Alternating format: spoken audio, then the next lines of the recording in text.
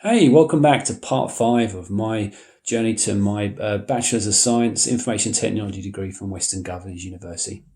So today is officially day 10. I have some good news for you. I've actually completed 3 of the initial courses that I was assigned. So let me give you an update on that real quick. So if you remember from my last video, I didn't have the external webcam, so I wasn't able to start on day 1. So really day 3 was the day that I was able to really start kicking into gear. So that was Monday. So that day after work, I scheduled 2 exams, 2 objective exams. I did the introduction to communication at 5 o'clock, and then basically straight away turned around and did critical thinking and logic at 8 p.m. So the good news is I passed both of them. The introduction to IT was fairly straightforward, especially if anybody has got any kind of experience in IT. You know, for me, with nearly 25 years, I found it okay. It was okay. There was a few questions I was caught out a little bit by, but for the most part, it was pretty comfortable. Critical thinking and logic was very common sense kind of questions, made you really think. I guess that's the whole point of it. About your answers, and there's only I think 30 odd questions on the actual objective exam, but I took probably an hour and a half to do it because I kept rereading the question, making sure I understood what they were looking for. But yeah, passed, did really well. I was pleased with that. So next one I did was the introduction to communication. That one took me a few days, I think 4 days in total. There's 3 parts to that lesson. That course. The first one is you have to create a template of a presentation that you're going to give about a chosen subject.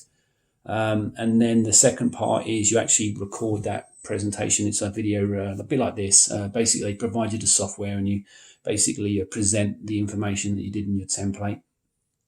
And then finally, there's a third part. There's actually a test and objective assessment that you have to do as well.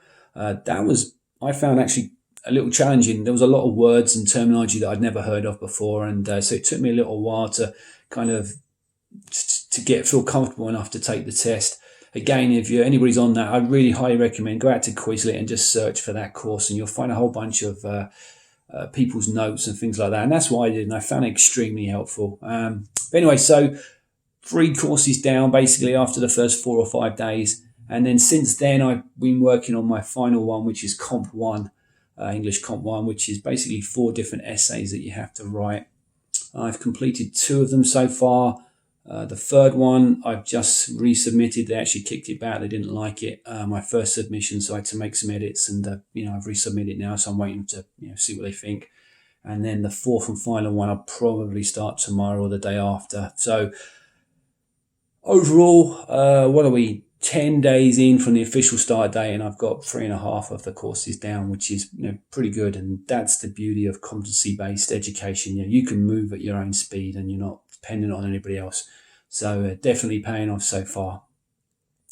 This morning I had a meeting with my mentor. We're going to move on pretty quickly. The next 2 classes that I'm going to add to my term are the 2 A+ lessons. Courses that you have to get the A+. First one, I believe, is IT Foundations, and the next one is IT Applications. So what happens is to pass these ones, you have to pass 1 part each of the A+ from CompTIA exam, and then once you've completed both, you then become A+ certified.